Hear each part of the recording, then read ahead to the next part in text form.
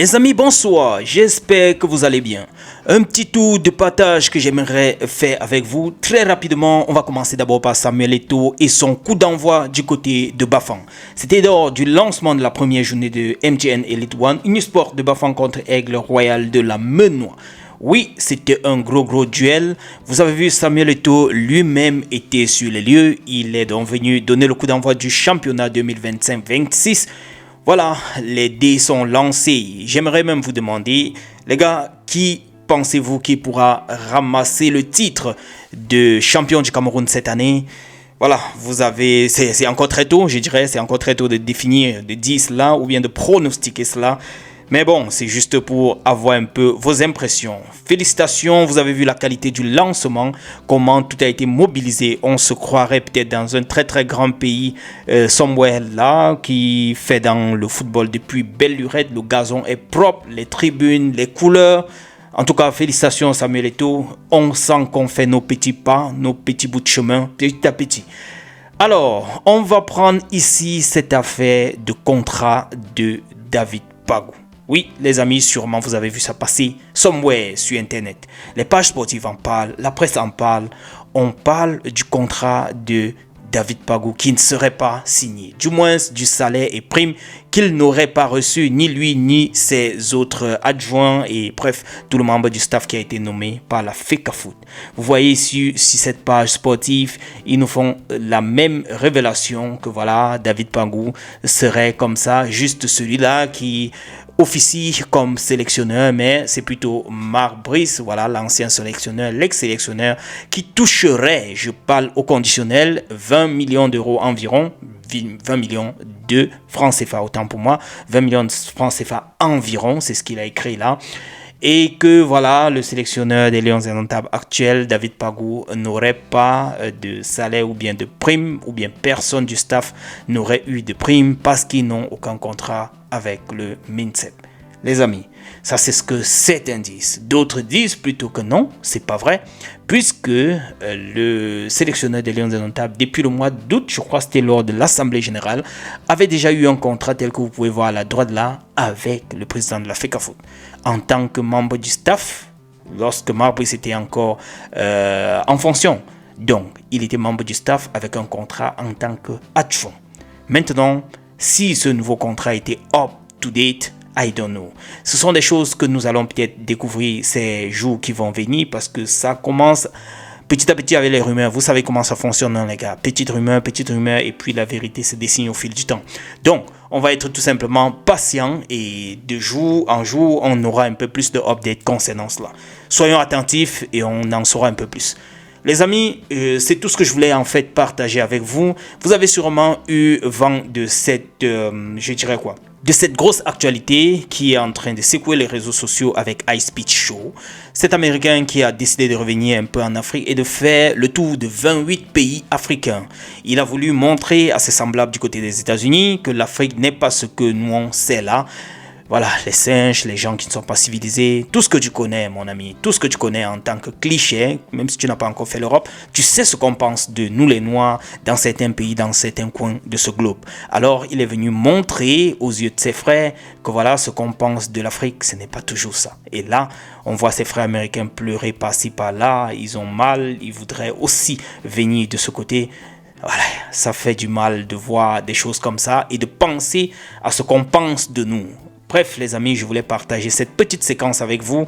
J'aimerais savoir ce que vous en pensez dans les commentaires de son tour, de sa visibilité qu'il offre à certains pays, du moins de l'Afrique. On a vu comment on l'accueille par endroits comme un chef d'État. Les jeunes se reconnaissent beaucoup en lui. Bref, je vous laisse regarder et retrouvons-nous dans notre tour, les amis. On est ensemble. Ciao, ciao. Lui est une star des réseaux sociaux. L'influenceur américain iShowSpeed, qui est suivi par des millions de jeunes, réalise une tournée de live à travers l'Afrique. Une vingtaine de pays et cultures à faire découvrir à certains Afro-Américains qui les connaissent mal. Anne-Sophie Pierry, Hugo Barbieux et Corinne Lenoir.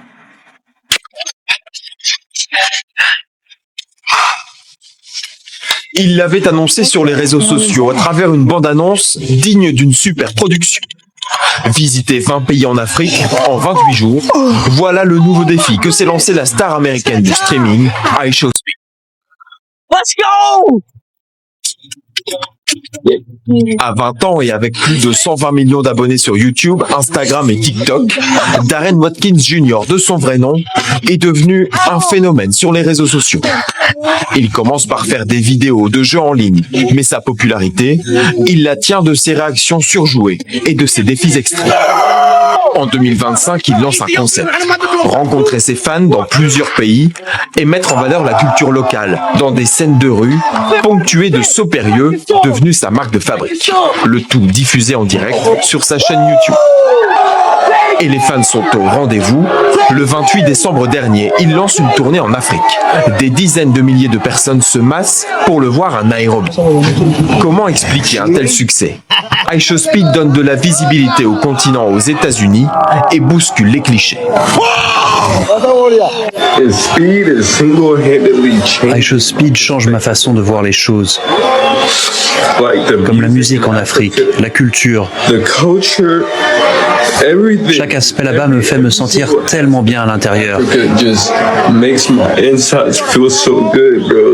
Et ça me donne envie de quitter l'Amérique.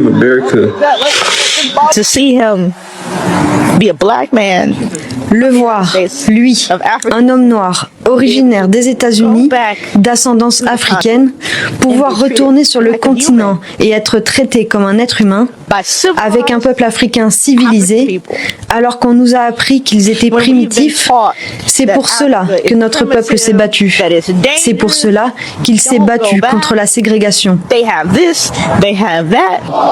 De l'amour et de la considération, iShowSpeed n'en a pas reçu à chacune de ces étapes africaines. En Algérie, il a dû être évacué du stade Nelson Mandela d'Alger où se tenait la Super Coupe d'Algérie. Sa tournée africaine a pris fin au Maroc avec la finale de la Coupe d'Afrique des Nations. Rappeur à ses heures perdues, le jeune streamer a aussi annoncé vouloir participer en tant qu'athlète au JO de 2028 à Los Angeles. Je jure que le boyau s'il ne peut même pas venir au Cameroun. Sûrement il s'est renseigné sur tous les pays d'Afrique. On a dit que le Cameroun non, ne go pas là-bas parce que tu ne peux même pas être d'abord star là-bas dans la vraie vie. Vous voyez comment les gars courent sur là-bas au Nigeria, au Sénégal un peu de vous monsieur. Et comment on laisse la route passer comme un président.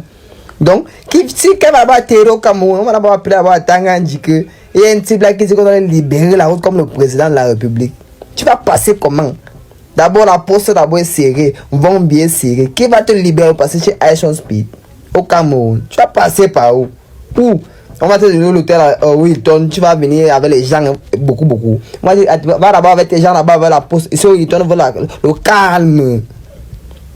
iShowSpeed, tu sais star. Viens pour au Cameroun, on va te montrer que tu n'es donc même à l'aéroport, même toi personne ne va pas voir l'aéroport. Mais voilà un plus sur toi partout, iShowSpeed, speed quoi. Speed c'est la voiture.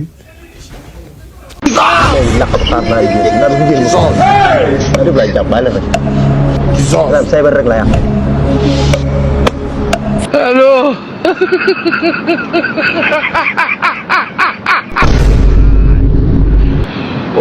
Encore les Marocains. Hello.